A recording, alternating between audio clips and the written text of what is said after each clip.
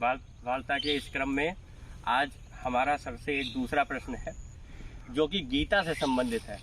Sir, मेरा आपसे ये प्रश्न है कि गीता में निष्काम कर्म की क्या अवधारणा है, क्या उसके बारे में कहा गया है, उस पर कुछ प्रकाश डालने की कृपा करें।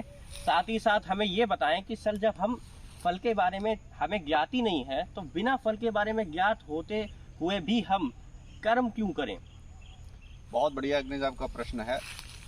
सबसे पहले निष्काम कर्म योग की अवधारणा को जानने से पहले हमें जो उसके कुछ बेसिक होते हैं उनको जानना चाहिए। सबसे पहली बात यह है कि आप जानते हो कि मनुष्य की चेतना में एक सबसे बड़ी विशेषता ये है कि उसमें सदा एक सक्रियता का भाव बना रहता है। सक्रियता जब मैं कहूँ तो इसका मतलब है कि कार्य के प्रति कुछ प्रेरणाओं का निरंतर बनना, उसको निश्चित तौर पर कुछ न कुछ कार्य करने की प्रेरणाएं सदा मिलती रहती हैं और बनती रहती हैं। ये प्रेरणाएं क्या करती हैं, एक्चुअल एक्शन में कन्वर्ट हो जाती हैं। तो जैसे ही एक्चुअल कंडीशन में, एक्चुअल फॉर्म में ये प्रेरणा कन्वर्ट होती है तो उस दौरान एक और नई साइकोलॉजिकल इवेंट होती है हमारे माइंड में। वह ये होती है कि उसके साथ हमारी एक उम्मीद, हमारी एक अपेक्षा जुड़ जाती है।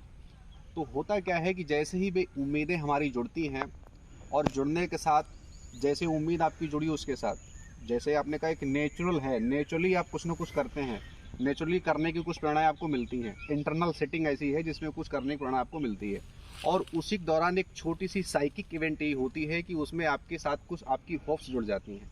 जैसे ही आपकी उम्मीद उसके साथ जुड़ती है तो फिर आपके अंदर जो आपका जो ईगो सेंट्रिक एक्टिविटीज अंदर होती है, यानी आपका ईगो डेवलप करता है। और वह जब ईगो डेवलप करता है तो फिर आपको ऐसा लगने लगता है कि यार इस काम को करने वाला मैं ही करता हूँ और यह कार्य मेरे द्वारा ही किया गया है। जबकि इससे पहले इसकी सारी व्यवस्था को अगर आप समझो, कार्य की जो ऊर्जा है वह तुम्हारे द्वारा निर्मित नहीं है। कार्य करने की जो प्रेरणा है, वास्तविकता ये है कि वो भी तुम्हारे द्वारा नहीं निकल कर के आई। तो अब प्रश्न ये उठेगा फिर करता कौन है? बस भैया ये कौन वाला ही मसला असली मसला है। अब कौन का मतलब ये है कि गीता के हिसाब से भगवान कृष्ण तो कहते हैं कि समस्त कार्यों को करने वाला इस लौकिक अलौकिक जगत में केवल मैं ही हूँ, और सच्चाई है। एक अल्टीमेट एनर्जी है, जिस एनर्जी के वेरियस फॉर्म्स हैं, उन्हीं फॉर्म्स के अकॉर्डिंग्स विद होता ये है कि हमको कार्य की प्रेरणा मिली और हमने कार्य को किया। अब आते हैं निष्काम शब्द पर। तो निष्काम का मतलब ये हुआ है कि कामना रहित कर्म हो, और कामना रहित कर्म तब हो पाएगा जब आपको उस कर्म को होने वाली क्रिया के प्रति पूरा कंप्लीट दृष्टाभाव सिद्ध हो जाएगा। और दृष्टाभाव करने का मतलब ये है कि जो कुछ सहज रूप से घटित हो रहा है, हम सिर्फ उसके विटनेस हैं, वो हो ही रहा है।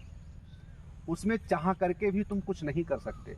जैसे उदाहरण के लिए, जिस सुंदर से उद्यान में आप खड़े हो, यहाँ पर कोई पत्ता हिल रहा है हवा के थपेड़े से, तुम चाहो और उसे रोक के दिखाओ, आप नहीं रोक सकते। कोयल गीत गा रही है, आप उसे कैसे रोक पाएंगे? बहते हुए बादल चले जा रहे हैं, आप उसे कैसे रोक पाएंगे? इस संसार में सबसे बड़ी विशेषता यही है कि सदा संश्रित है, सदा इसमें परिवर्तन है, सदा इसमें मोशन है, सदा इसमें गति है। इस गति पर तुम कौन सी गति से इस गति महागति को रोक पाओगे? नहीं रोक सकते। तो इसी से आप समझ सकते हो कि जब इस क्रिया को हम नहीं कर सकते तो सिर्फ हम इतना कर सकते हैं, इसे देख सकते हैं। और इसे देखने समय इतना ज्ञान भी हो जाता है कि इसको करने वाली भी कोई सत्ता रही होगी जो ना तो दर्शन आज तक खोज पाया है, ना तो विज्ञान खोज पाई है। अंत में सब यही कहते हैं समथिंग एल्स, कुछ तो यार है जिसके द्वारा ये हो रहा है। अब बात आती है निष्काम कर्म पर। तो अग्निज, जब किसी व्यक्ति को पता लग जाता है ये क्रिया सहज घटित हो रही है, इसमें मेरा कोई रोल है नहीं, इस ज्ञान की स्टेज को प्राप्त हुए व्यक्ति के पास ये योग्यता आती है कि वह निष्काम कर्मों को संपादित कर सकता है। इसका अर्थ हुआ है कि निष्काम कर्म चाह करके नहीं किए जा सकते। अगर तुमने चाहा कि मैं इस काम को कर रहा हूँ, मेरी कोई कामना नहीं है, तो तुम्हारी यही कामना है उस काम के प्रति कि मेरी कोई कामना नहीं है। तो इसका मतलब हुआ है बहुत ही डीप साइकिक एक्टिविटी है, जिससे हमें पता चले कि सबसे पहली बात यह कि संसार में गति, महागति जो चल रही है, उस गति में मेरा अपना कोई हस्तक्षेप है नहीं, मैं भी उसी का एक हिस्सा हूँ। जब ये ज्ञान हो जाए और फिर उस ज्ञान के द्वारा जो भी अंतस में प्रेरणा पैदा होती है, उस प्रेरणा को अगर थोड़ा सा मैं सहारा गीता की जो पौराणिक स्थितियाँ हैं या जो हमारी अपनी जो वैदिक टर्मिनोलॉजीज़ हैं उनके सहारे पर बात करूँ, उसी फॉर्म में आके बात करूँ, तो वो सारे कर्मों को हम प्रभु अर्पित कर देते हैं। प्रभु प्रेरणा मान करके, ईश्वरीय प्रेरणा मान करके, और शुद्ध शब्द इसका है स्फुरणा मान करके उसको मैं कर सकता हूँ और वो काम होने लगता है। तो मुझे लगता है कि अब आपको ये उसका कॉन्सेप्ट ऑफ निष्काम कर्म योगा जो है वो समझ में आ गया है। जी सर, समझ में आ अब गया। भैया बात ये आती है कि निष्काम कर्म योग की अवस्था को प्राप्त हुए व्यक्ति के पास सबसे पहली बात ईगो रह नहीं जाता उसमें। जब कोई ईगो रह नहीं जाता है तो फिर कॉन्फ्लिक्ट किसके साथ होगा, उसका द्वंद्व लड़ाई कहाँ से होगी उसकी।